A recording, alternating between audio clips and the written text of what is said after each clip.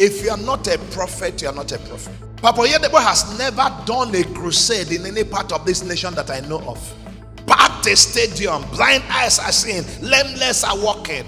You were in Shiloh. Even the night devoted for miracles and all that. You didn't see them line up 1,000 wheelchairs.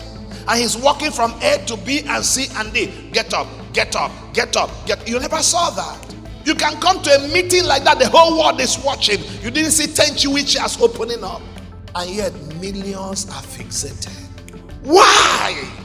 This man, like he said, is totally engrossed with what is in him. You see, many times we keep struggling, fighting to be who we are not. In Nigeria today, you see people like Jerry Sermon, himself, some other guys that you see having blowout ministries everywhere and all of that. I saw some online, on-site, everywhere. A lot of young pastors are just confused and are working in competition. And they get up every day, they despise the grace in them. They can't flow.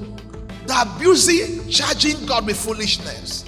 And looking at God as being hurtful on them, as not helping them, as if their prayers and fastings are not working. They do 100 days, it didn't work. They do 40 days, it didn't work. They do 21 days, it didn't work. Lord, when will I be like him? When you look at people like Papa Oyedepo, and you look at people like Kumuyi, in their generation, there were just maybe 1 or 2 or 3 or 4 or 5 of them. Everybody that competed with them couldn't get to that level. Why? Because it's not by their ability, their holiness, their prayer. It's an issue of election. They were chosen to model something and pass it across a generation. That you couldn't get 1,000 churches planted in a year doesn't mean you can't plant 2. That you couldn't pastor a church of 50,000 doesn't mean you can't pastor 1 or 5,000.